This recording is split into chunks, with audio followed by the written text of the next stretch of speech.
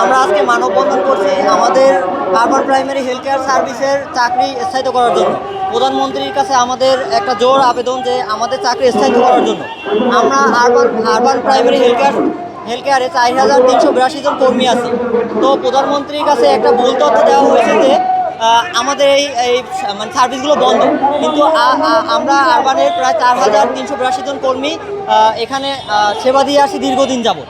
তো ইপিআই থেকে শুরু করে টাইফয়েডের টিকা, হাম রুবেলা থেকে আমরা অনেক ধরনের টিকা দিয়ে থাকি এবং স্বল্প মূল্যে টিকা মানে সেবা প্রদান করে থাকি। এবং 100 জন কর্মী যদি সেবা দিয়ে থাকে তার ভিতরে 30 জন কর্মী আমরা রেড কার্ডের মাধ্যমে ফ্রি সেবা দিয়ে থাকি।